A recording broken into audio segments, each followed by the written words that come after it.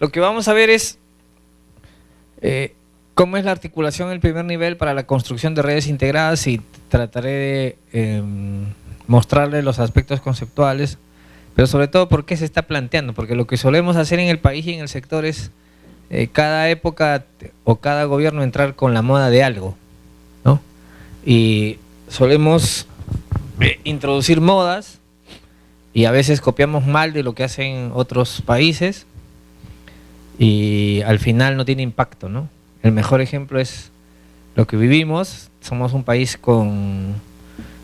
sigue siendo alta la mortalidad materna a pesar que ha caído, sigue habiendo desnutrición, sigue habiendo anemia, y hemos introducido recursos financieros y estrategias, y ahora estamos inmersos otra vez en un nuevo plan multisectorial, porque no es el primer plan multisectorial, con intervenciones que probablemente ya hemos hecho, y nuevamente enfrascados en reducirla en más de la mitad, cosa que es complicado. Pero bueno, ese es otro tema. Entonces les hablaré de qué cosas son las redes integradas de servicios de salud, y al final comentaré sobre cómo engarza esto con el modelo de atención integral, la atención individual, familiar y comunitaria, ¿no? Entonces, primero, en el mundo se han empezado a trabajar redes integradas, no de ahora, que la gestión actual del Ministerio lo plantea, o no desde el año 2013 que se aprueba un decreto legislativo de conformación y funcionamiento de las redes integradas de atención primaria. En el país se empieza a hablar desde el 2006, 2007, ya casi 10 años, y en otros países como Estados Unidos, en California, se empieza a trabajar desde el año 45, el año 50, o sea, más de 30, 40 años que trabajan. En Cataluña desde los 80, o sea, son 20, 25 años que vienen trabajando redes integradas. Y también en el sistema de salud del NHS, que es el sistema del Reino Unido, que también se trabaja redes integradas, y ahora se está inclusive subiendo mejor la integralidad con otro modelo. Entonces no es algo nuevo, es algo que si ustedes entran a Google y buscan redes integradas de Cataluña, redes integradas de la experiencia Kaiser permanente en California, y le dan traducción a la página, los que no saben inglés, a español, y la otra experiencia es la de Colombia, ustedes van a poder encontrar bastante de lo que es, cómo se conforma, cómo funciona y cómo opera. Entonces, el ministerio no está descubriendo la pólvora cuando plantea redes integradas, ¿no? Y el problema no es tener un documento que conceptualice, el problema es, como el maíz, hacerlo. Y cómo hacerlo es un tema serio. ¿Cuánto tiempo nos va a tomar hacerlo? Unos 10 a 15 años. No es de un mes, no es de 100 días, no es de 6 meses, es de 15 años de construcción. Y los cambios en realidad empiezan a notarse en procesos, en rutinas, entre 3 a 5 años, de acuerdo a lo que dicen los teóricos de la gerencia moderna. Entonces, plantear metas para 100 días o 6 meses es por gusto, ¿no? En la construcción de redes. Lo que debemos plantear es el país, quién va a hacer las redes, si tiene o no presupuesto, y que esa organización y ese presupuesto se garanticen en los próximos 15 años para construir las redes, ¿no es cierto? Entonces yo trataré de mostrarles qué cosa es las redes y en qué debemos poner énfasis en esta construcción que estamos empezando a hacer en el país. Lo primero es, entonces, ¿por qué debemos pasar de una organización de servicios que tiene una formación de hace 30, 40 años, con hospitales y con consultorios agrupados en establecimientos de primer nivel, y hospitales así, los tradicionales que ustedes conocen, con su emergencia, con su consulta externa, con su hospitalización y los diferentes servicios, sean especializados o no, cuidados intensivos, cuidados intermedios, radiología, laboratorio y todo eso, ¿no? Entonces, nosotros estamos pasando en el sistema de salud por 3 situaciones que son importantes. Primero, la transición demográfica, o sea, la población está cambiando y estamos metidos en un gran problema nosotros, porque hasta antes del censo pensábamos que éramos 9.9% de adultos mayores y somos en realidad 12% de adultos mayores de acuerdo a la última cifra del censo. Y eso representa un grave problema para el sistema porque impacta en los costos. Y el que más lo ve, y los que más lo ven, son los que trabajan en la seguridad social. Porque en todos los policlínicos de Lima y en los hospitales, ustedes entren a la sala de emergencia o de urgencias y van a ver que el 90%, si es que no es el 100%, están con pacientes hospitalizados que son viejitos, ¿no es cierto? Entonces, nosotros ya tenemos un problema de financiación para atender a los pacientes de tercera edad, que son generalmente pacientes crónicos, que tienen multi-enfermedades, o sea, 2 o 3 enfermedades, y que el problema principal con ellos es que cualquier intercurrencia los lleva a la hospitalización, con el riesgo de morir y el riesgo de consumir alto una cama de hospitalización, cuidados intensivos y todo el tratamiento que representa un gasto para quien lo asegura, ¿no? Entonces, ese es el problema con la atención demográfica. Y el otro problema es que el 2025-2030 se nos acaba el bono poblacional de gente joven que puede trabajar y que puede generar ingresos, ¿no?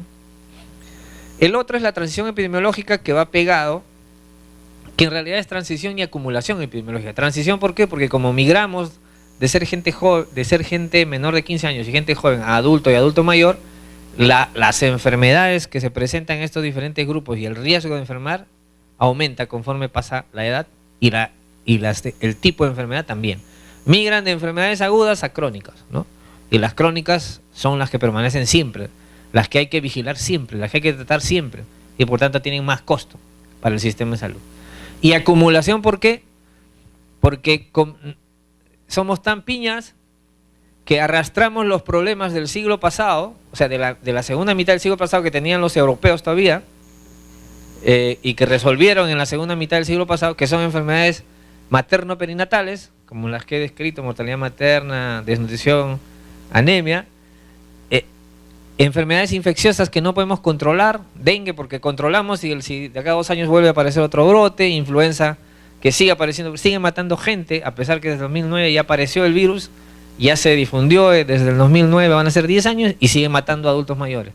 Como 500, 450, 500 en Lima, ¿no? Cuando ya están todos vacunados.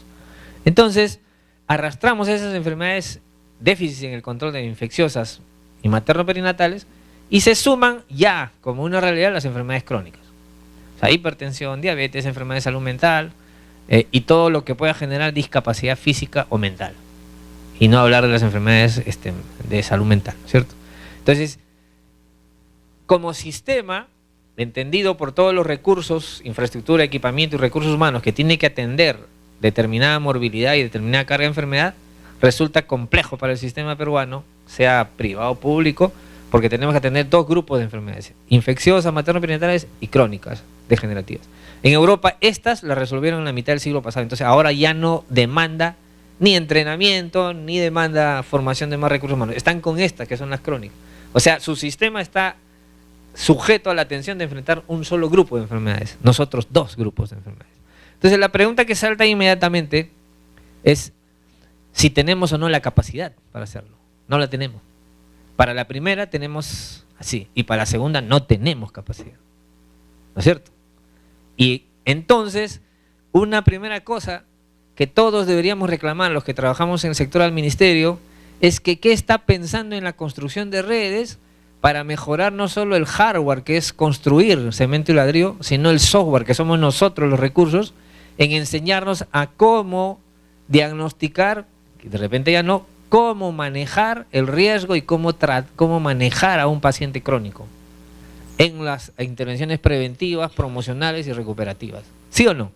Porque eso es lo que vamos a empezar a manejar todos, los médicos, las enfermeras, los técnicos, los terapistas, van a empezar a manejar más crónicos.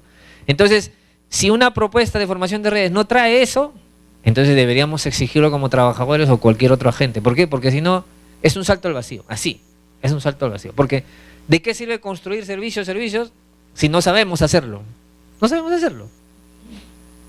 O sea, como sistema no logramos, por ejemplo, diagnosticar diabetes, prediabetes y diabetes. ¿Por qué? Porque yo que tengo prediabetes, de repente voy a que en una posta, en 1.4 voy y necesito que me hagan tolerancia a la glucosa, hemoglobina glicosilada, que me hagan dosaje de insulina para evaluarme, y no me hacen en ningún 1.4.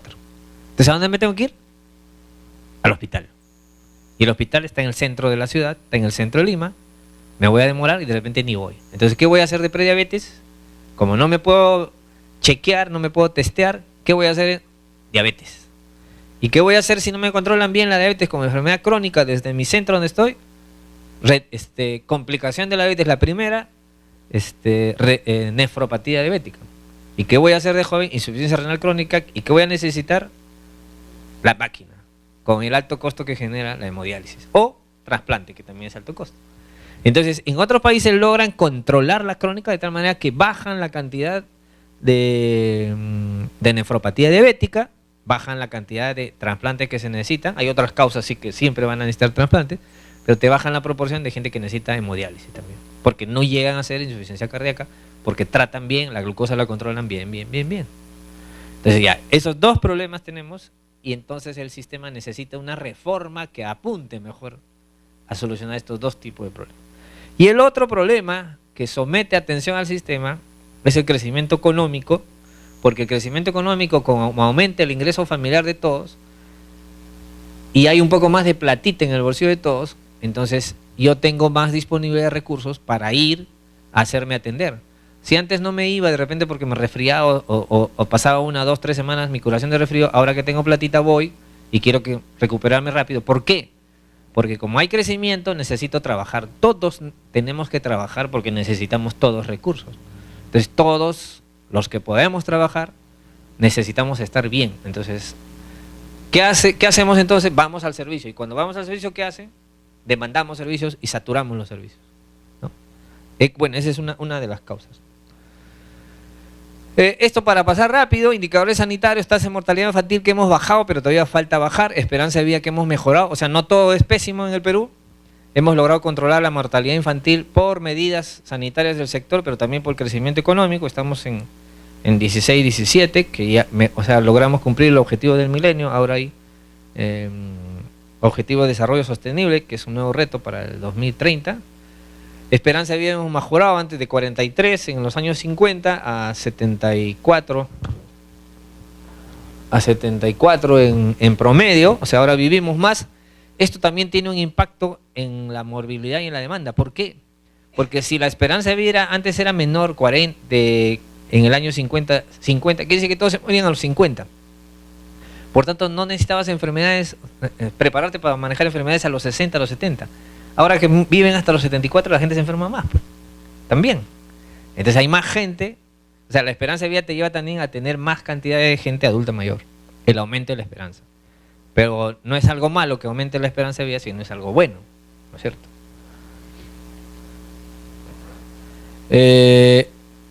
Y algo que muestra en un solo gráfico esto que les decía de dos escenarios, muestra esto que es los años de vida saludables que se pierden por causas que se pueden evitar, que muestra el estudio de carga de enfermedad. Y el estudio de carga, a diferencia de la morbilidad y mortalidad, que determina cuáles son las primeras causas de enfermar y de morir en la población de un país o del Perú, lo que muestra es que los años de vida que se pierden porque te da una enfermedad transmisible o hay muerte materna y perinatal es el 49.2, ¿no es cierto? Años de vida saludables. Por accidentes y lesiones, 26.9, ya 27. Y por enfermedades no transmisibles, 107. ¿No?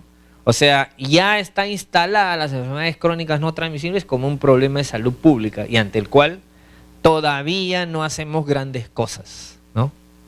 Entonces, ¿qué hay de la política del ministerio actualmente? Está centrada en esto. ¿En qué? En disminuir la anemia. Cuando deberíamos sí disminuir la anemia, porque no es correcto que tengamos tanta anemia, pero no podemos olvidarnos de esto. También deberíamos hacer esfuerzos y meterle plata a controlar la diabetes, la hipertensión, enfermedades de salud mental. Como que se están haciendo esfuerzos, pero todavía necesitamos hacer más. En salud mental estamos haciendo un poquito más, porque hay centros de salud mental comunitaria, necesitamos darle más tratamiento, pero igual deberías tener la misma prioridad. Igual, la misma prioridad. No tenemos que poner primero esto porque son niños y luego esto porque son adultos, no. Si la afección es la misma. ¿Qué producen estos tres?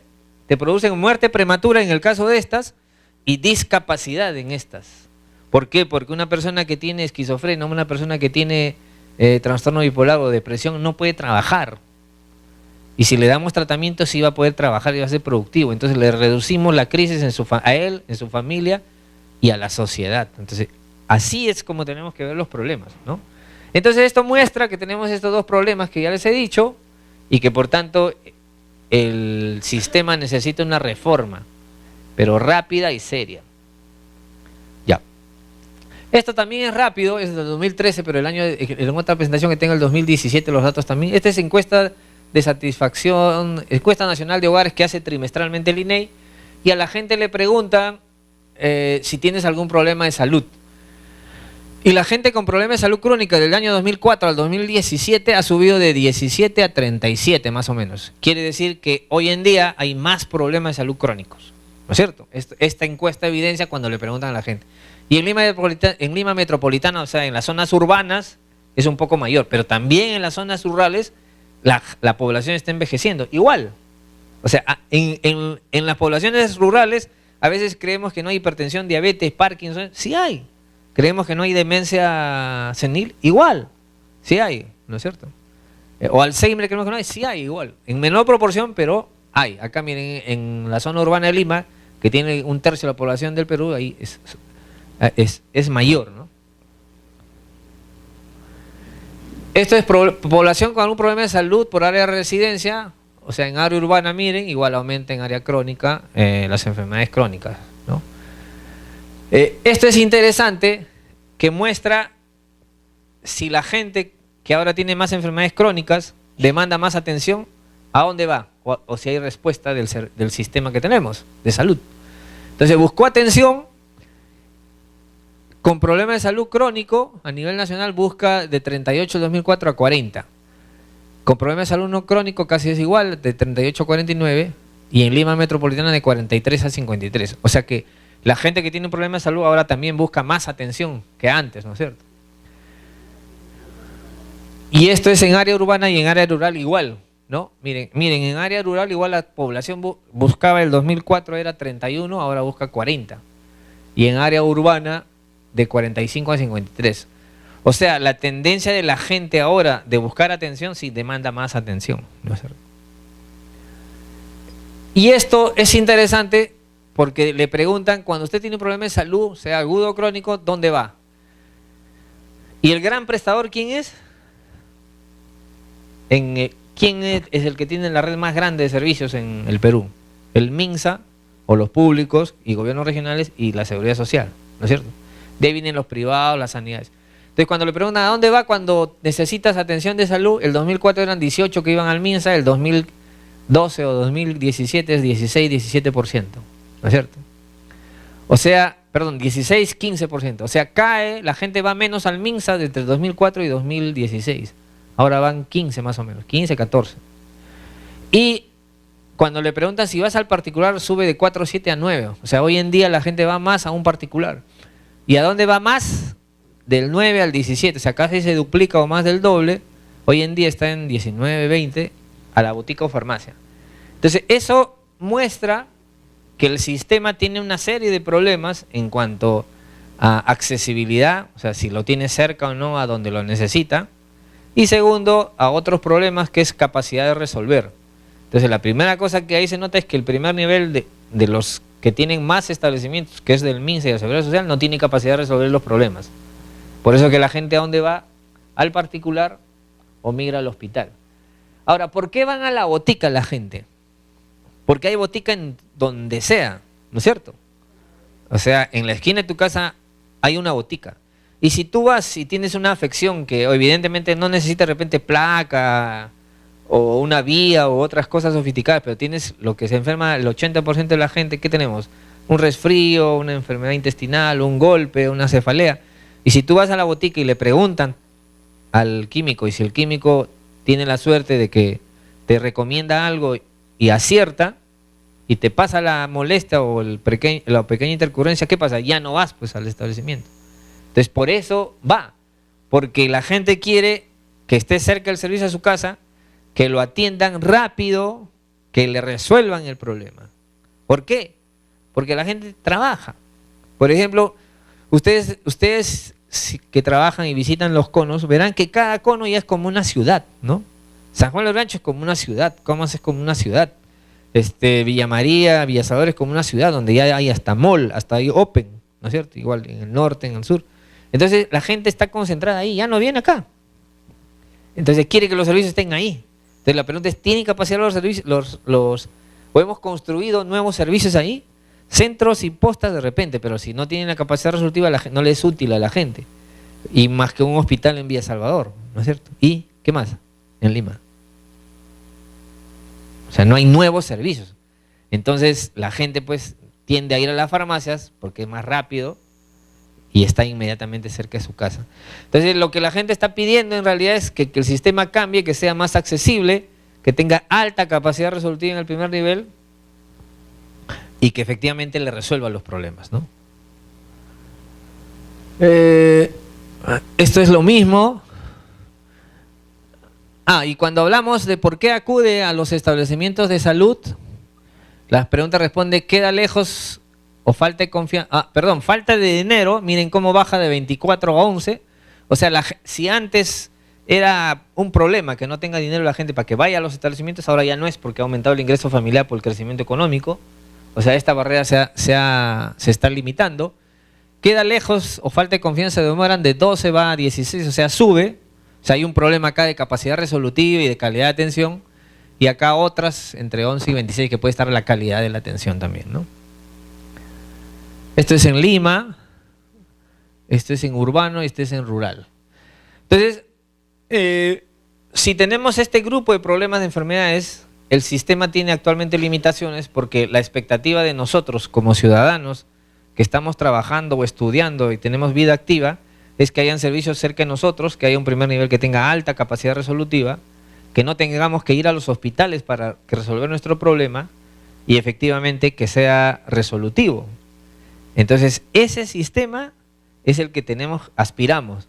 Y cuando hablamos de construir redes, esas consideraciones se deben tener en cuenta, además de tener que resolver enfermedades agudas, maternas y crónicas, ¿no es cierto? Entonces, ¿qué es la propuesta de redes integradas? Las propuestas de redes integradas es construir en un determinado territorio geográfico donde haya una determinada población en cantidad que se define en función, o sea, qué territorio y qué población está definido en función a la agrupación, a los corredores, a la existencia de establecimientos desde el primer nivel hasta un hospital que haya, que evite que la gente de esa red migre a otro sitio, o sea, esté circulando para buscar atención si no se resuelva ahí. Y por tanto, esta red ofrece, como dice acá, atención coordinada a través de una continuidad de servicios en una población definida y se responsabiliza de los costos y resultados de salud. Entonces, ¿qué significa eso?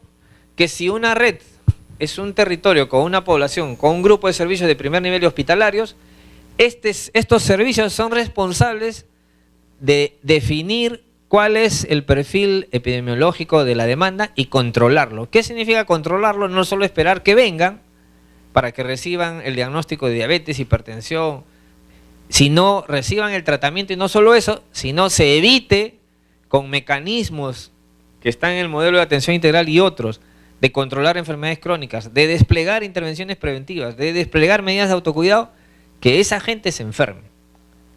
O sea, mantener su salud, mantener a los crónicos bien controlados y evitar que se enfermen. Por eso dice responsabilidad de los resultados, no solo en los costos, sino en la salud de la población.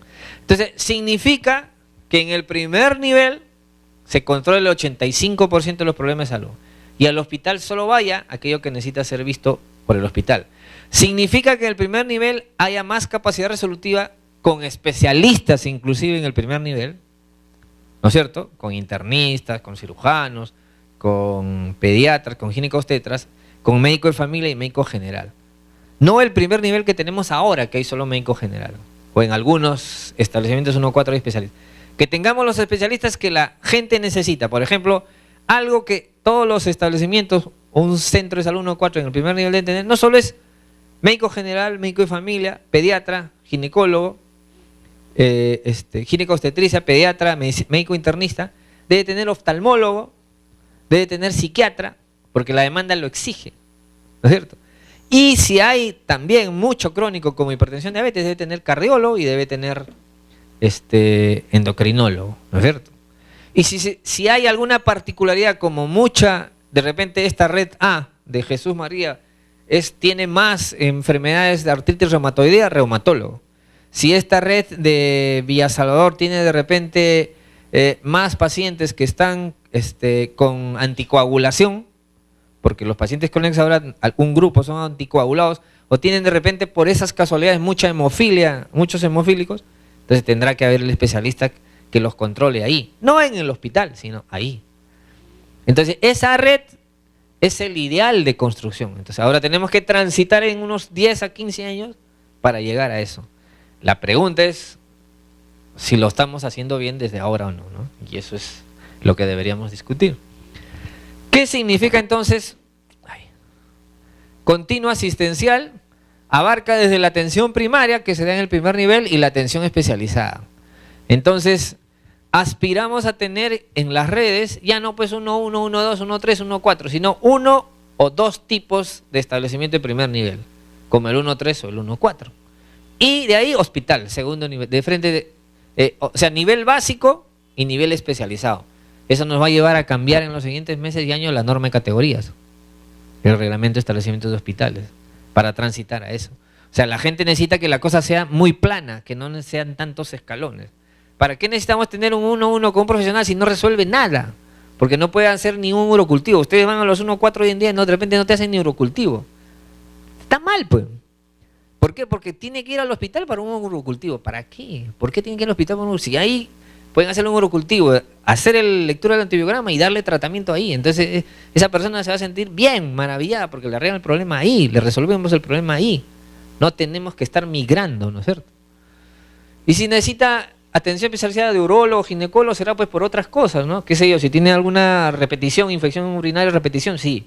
No lo puede resolver ahí, que lo vea el especialista, porque le haga estudios adicionales para ver por qué está haciendo repetición, infección urinaria y así otras cosas en los diferentes grupos de edad.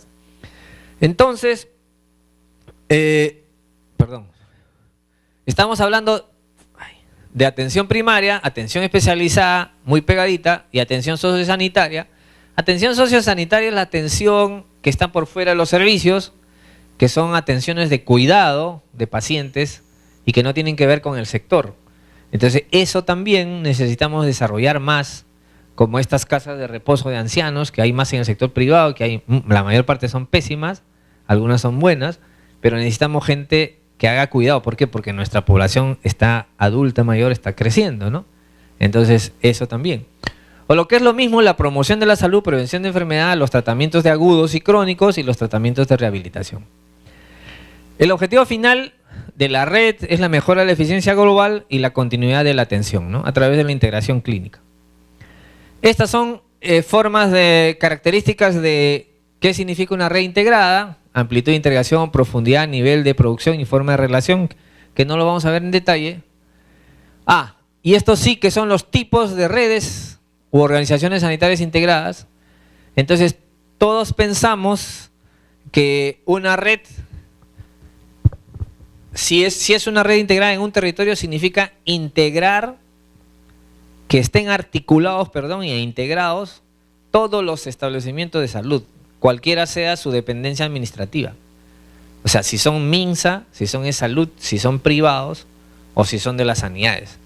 Entonces todos creen que lo primero que se piensa es que cómo se van a integrar si tienen otras administraciones. Y lo que dice esto es que hay diversas formas, ¿no? O sea, hay redes con integración horizontal o vertical, redes con integración virtual o redes con integración total. Cuando hay una sola administración que controla todo, es total. Acá no podemos aspirar a eso porque no va a haber fusión de sanidades con MINSA, ni con la Seguridad Social, ni de salud con la de nosotros. Entonces lo que estamos planteando es redes con integración funcional, donde cada uno mantenga su dependencia administrativa, pero haya una coordinación para integrar las prestaciones. O sea, si hay prestaciones que puede dar mejor otro, que lo dé. Si podemos comprar a un privado que tenga cuartos de hospitalización, unidades de cuidados intensivos, tenemos que hacerlo para superar en ese territorio y en esa población las dificultades de acceso que hay, ¿no? Entonces, un elemento clave en la red es la coordinación de la atención asistencial entre los diferentes proveedores. ¿Y qué es eso? La coordinación, continuidad o integración asistencial es la conexión de atención que recibe un paciente desde múltiples fuentes de provisión. O sea, puede entrar por el primer nivel por cualquier subsector y si necesita atención mayor compleja tiene que estar coordinada, articulada entre todos. Entonces el sistema lo va y lo deriva hasta resolver su problema. Hoy en día no. Si tú vas a un primer nivel y necesitas un especialista, tú te tienes que buscar. Aunque ahora con el REFCON está haciéndose referencia y contrarreferencia, pero no todavía en la magnitud que se requiere. Pero generalmente cuando no encuentra resolución del problema, lo que hace el paciente es busca él resolverse el problema yendo al hospital, yendo a un privado o a otro subsistema, ¿no? Entonces lo que se quiere no es eso. Si hay una red en un territorio, debe ser la red la que garantice que se resuelve el problema desde el primer nivel hasta la complejidad al paciente.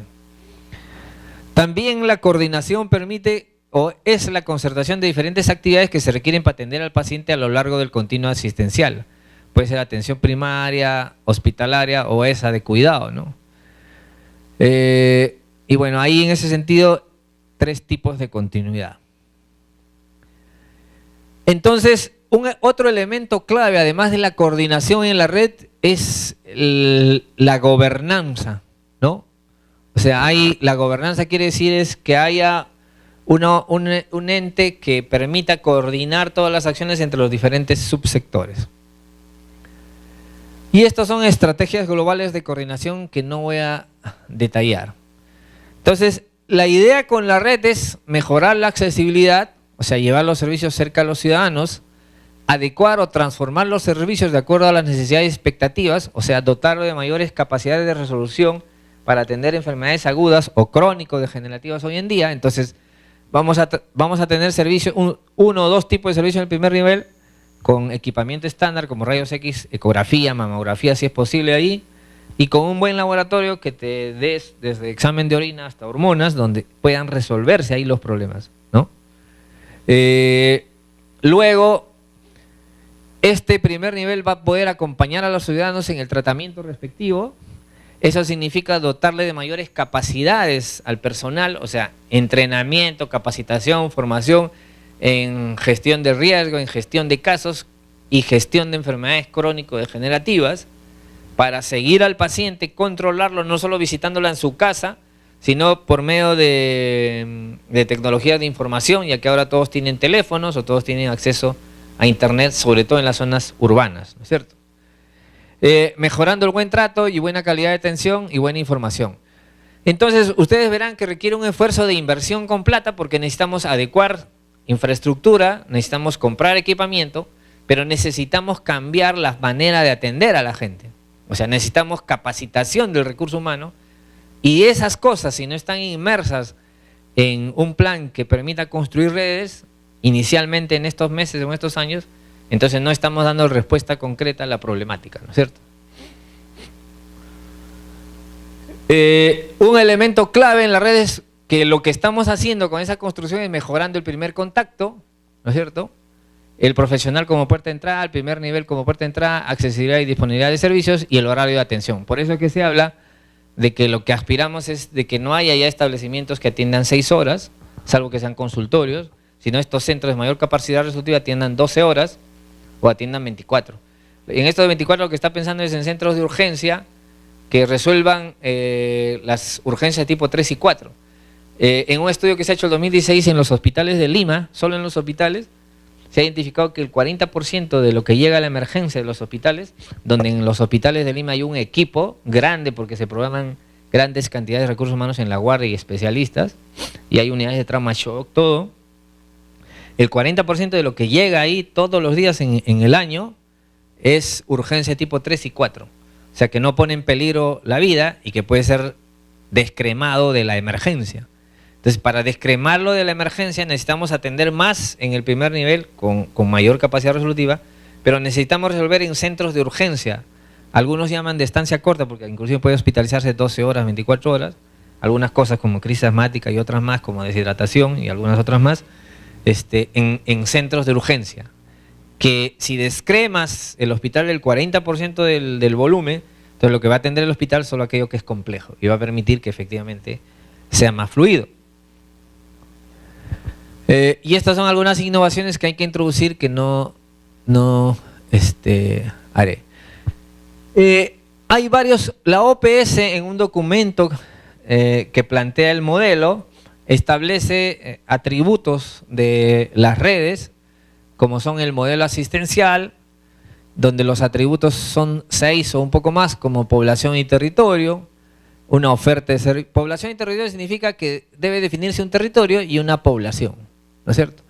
En volumen, la población generalmente en las experiencias están entre 30.000, 50.000 hasta 250.000 que soporta una red, pero siempre tiene que ser evaluado en función a la cantidad de establecimientos y a la capacidad. Porque lo que se hace cuando se planifica la red es, dices, ya, me vas a asignar con nombre y apellido 200 o 30.000 personas y yo tengo 1, 2 o 3 establecimientos con esta cantidad de consultorios, con esta cantidad de especialistas y yo voy a producir esta cantidad de exámenes de laboratorio, de rayos X, de consulta especializada para este volumen de gente en función a su frecuencia de uso. Y tiene que haber una congruencia entre esa población y lo que demanda y la oferta, ¿no? Entonces no es cuestión de decir, ya, yo voy a dividir territorialmente nomás en tantos distritos y ya la población es acá 150.000, acá 600.000, acá 700.000. No, tiene que ser contrastada con la oferta. Y si hay un déficit hay que invertir en más oferta. Por eso acá un atributo esencial del modelo prestacional es la oferta de servicios. El primer nivel, con un fortalecimiento importante, que hay, ojo, que hay atención especializada. O sea, estamos pensando en la red y en el primer nivel tener atención especializada de un grupo de 6, 7 especialistas que tienen harta demanda, lo cual no tenemos ahora, ¿no? Coordinación asistencial y foco del cuidado, centrado en la persona, o sea, en el individuo, en la familia y en la comunidad, ¿no? El otro ámbito de abordaje es la gobernanza, o sea, la participación y la intersectorialidad, como decía la licenciada Rosario, para abordar los determinantes. O sea, necesitamos un modelo de gobernanza que permita aglutinar todos los subsectores que están en un territorio, una red, o sea, tanto la seguridad social, las sanidades o el sector privado. Necesitamos una forma de organización y gestión con sistemas de información, con recursos humanos capacitados, ¿no? Y necesitamos un sistema de asignación e incentivos. También, acá está un sistema de asignación e incentivos diferente, ¿no? No lo que hoy día paga el Seguro Integral de Salud, que es un pago por servicio, algo así como promediado, ya no es capitado, aunque ahora está regresando al capitado, que el anterior era un capitado de un promedio de uso, no un cápita de lo que cuesta por cada individuo la atención. Entonces tenemos que ajustar también y tener mecanismos de incentivación. Porque cuando tú te dan 30.000 y te dan un cápita, no puede 70, 80, ¿no? El cápita, por ejemplo, para el PEAS de primer nivel, ahora debe estar entre 400, 500 soles. Entonces, si te dan ya 400 soles al año por 30.000, te lo dan ese presupuesto partido mensualmente o trimestralmente. Entonces, tú te tienes que encargar de hacer todas las intervenciones con ese dinero. Entonces, te dan el reto de transferir el riesgo de la gestión para que tú hagas todo lo que tienes que hacer, que hemos comentado, y todas las intervenciones del modelo en los ya no etapas de vida, sino en los cursos de vida, a la población en función de su frecuencia para controlar, o sea, curar y mantener la salud. Entonces, ¿qué le interesa al servicio? Por eso se esfuerza mantener la salud. Porque al mantener la salud va a usar menos el gasto de su cápita, ¿no es cierto? Claro, porque si el paciente de tercera edad, tú lo vas a vacunar a todos ahora, entonces, ¿qué va a pasar? Cuando hagan influenza no van a hacer neumonía y no se van a morir. Y no van a ir, antes de morirse, al hospital. Entonces, tu consumo tuyo y el del hospital va a bajar. Y así pasa con todas las crónicas, ¿no es cierto? Si tú controlas bien la diabetes, no va a ser complicaciones, entonces no van a necesitar hospital. Si tú controlas bien hipertensión, no van a necesitar hospitalización por un accidente cerebrovascular que haga. Si tú controlas enfermedades crónicas, no van a necesitar hospitalización porque no va a ser ninguna crisis, ningún paciente diabético, hipertenso, no va a haber intento suicida, nada. Entonces, esa es un poco la lógica técnica. Que la sabíamos hace años, sí, pero que hoy en día más que nunca necesitamos hacerla por el manejo de las enfermedades crónicas y por la repercusión que tiene ese 12% casi de adultos mayores y la repercusión que va a tener los siguientes años en el costo del sistema de salud, ¿no es cierto? Entonces, como los ingresos no aumentan, porque el país lamentablemente no crece como hace una década de 7, 8%, sino esperemos ahora crecer entre 3.5 a 4, entonces necesitamos desarrollar eso para contener también los costos. Porque si no contenemos eso, lo que va a pasar es que algún grupo se va a ver sacrificado porque no hay plata. Entonces dejamos de poner acá para dejar de poner acá, ¿no es cierto? Y eso es lo que hacen las autoridades. Al final, quienes están sentados en el ministerio, o en la presidencia de la República, o en el Congreso. Entonces, esto es el modelo de redes integradas, y en el país tuvo su máxima expresión cuando se aprobó el decreto legislativo 1166, a diciembre del año 2003, que es el decreto legislativo de conformación y funcionamiento de redes integradas de atención primaria, que dice cómo debe ser la gobernanza, que dice cómo debe ser la coordinación, que dice cómo debe ser la gestión y cómo debe ser el financiamiento. Ese decreto supremo tenía que reglamentarse y lamentablemente no se ha reglamentado en 5 años. Ahora, con la gestión de la ministra, que ha puesto como prioridad la construcción de las redes, parece que se va a reglamentar, entonces vamos a empezar a caminar. Y ojalá que caminemos en el buen sentido, porque no solo es reglamentar, no solo es organizar, sino también prever para unos 10, 15 años en un plan multisectorial cuál es la inversión que se necesita, prever que necesitamos entrenar permanentemente a la gente en el manejo de enfermedades crónicas, en el modelo de atención integral, en esto que se están entrenando.